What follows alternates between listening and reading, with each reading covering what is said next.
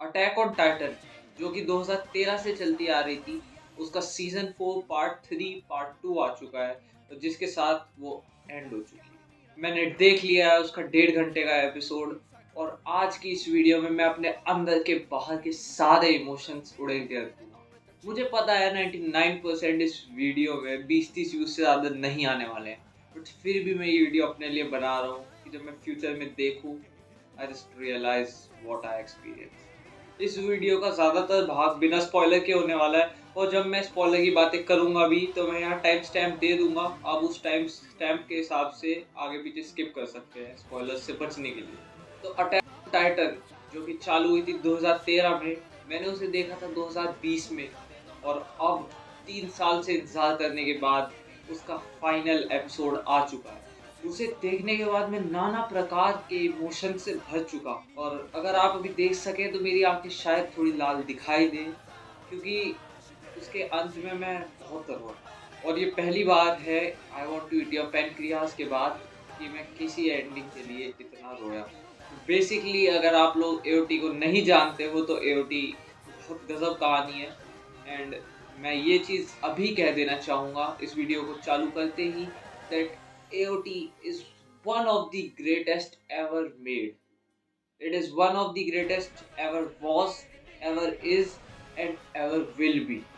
मैं ये अभी साफ कर देना चाहता हूँ। और अटैक ऑन टाइटन एक ऐसी चीज़ है जो अगर आपने नहीं देखी है तो इस वीडियो को बंद करिए, जाके उसे देखिए और तब आइएगा, क्योंकि वो मिस करने वाली चीज़ नहीं।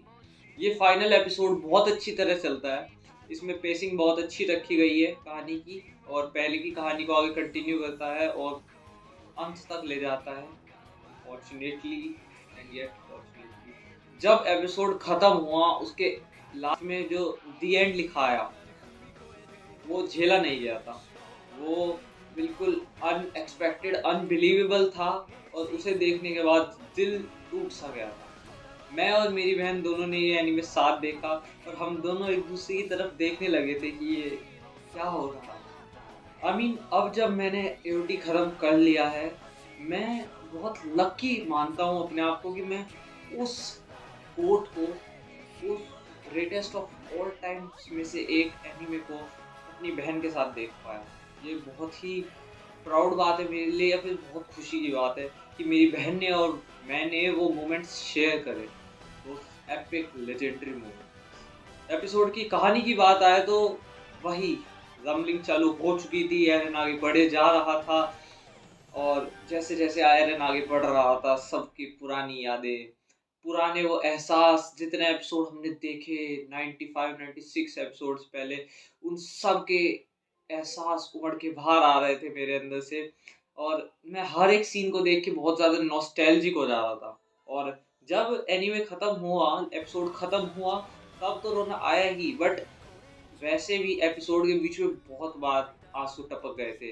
जैसे कि वो सीन जब बर्टोल्ट एनी को बचा रहा था, या फिर जब सारे टाइटन्स मदद करने आए थे, उन सारे सीन्स में बहुत ज़्यादा इमोशनल हो गया था मैं, बहुत ज़्यादा नॉस्टैल्जिक फैक्टर वहाँ पे खेल गया था मेरे साथ। और जब मिकासा ने एरन को मार दिया, तब तो उतना एकदम से पता भी नहीं चला, बट एंड में जब मिकासा बोलती है thank you for wrapping this scarf around my neck, that moment really hits.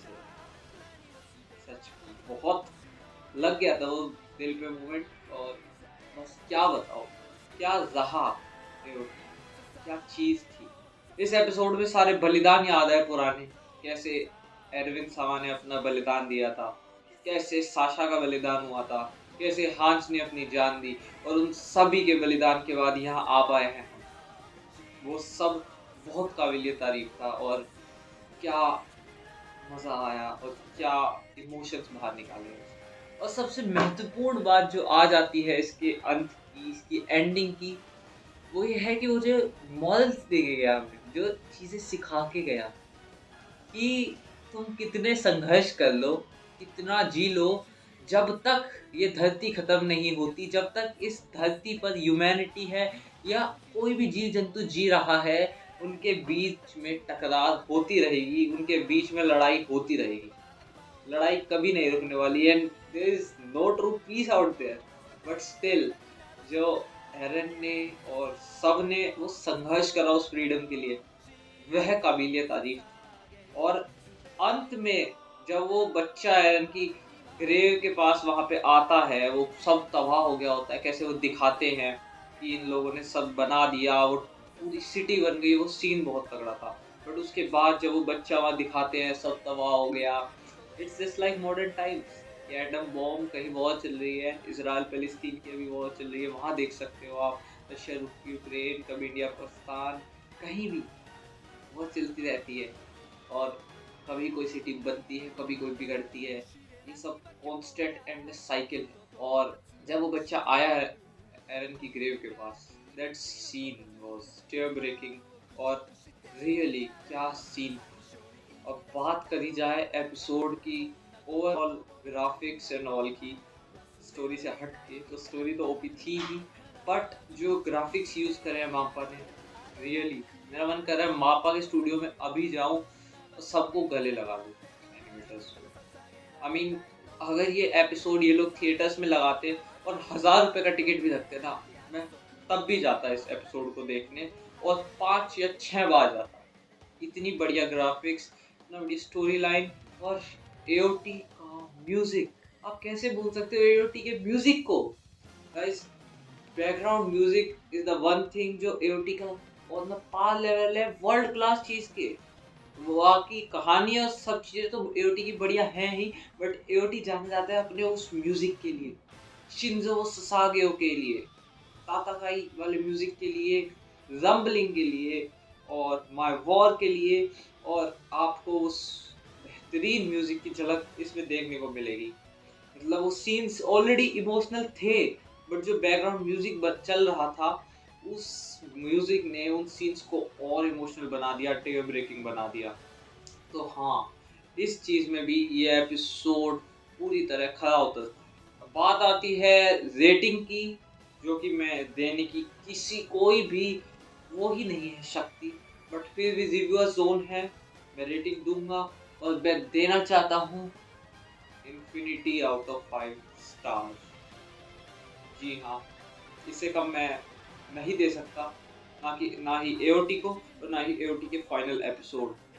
जो हमें उसमें देखने को मिला, जो जो चीजें देखने को मिली, जो वर्ल्ड बनाया, जो पीक दिखाई, आई जस्ट वांट टू से one thing, this was the peak of cinema. वो पीक हमें दिखाई है, और ऐसी पीक पता नहीं अगली बार फिर कब देखने को मिलेगी। और मेरे चैनल पे बहुत टाइम से वीडियोस नहीं आ रही थी, फिर भी आज मैंने जैसे ही एपिसोड देखा, मुझे पता चल गया था कि मुझे वीडियो बनानी ही है, चाहे कोई देखे ना देखे। और मैंने इसीलिए जल्दी से अपनी स्टोरेज खाली करी, वीडियोस वगैरह डिलीट करी, इस वीडियो के लिए जगह बनाने के लिए फ़ोन में स्टोरेज बनाई और वीडियो बनाने बैठ गया। और सच में जो इमोशंस थे मेरे भी दिल में है, और मैं उन इमोशंस को क्या बोलते हैं संजो के रखना चाहता हूँ, उन्हें अपने पास रखना चाहता हूँ वो इमोशंस को। इतना वैल्यूएबल इमोशंस थे वो सारे। और हाँ, वो सब लोग जो कहते हैं कि anime is for kids, well then maybe I want to stay a kid।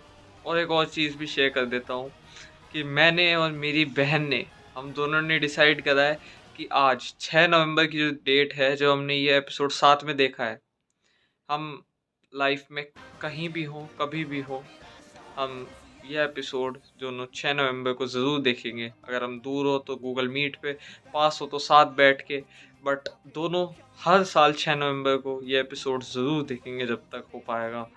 सो या that's a pact which has been formed मेरी बहन और मेरे बीच।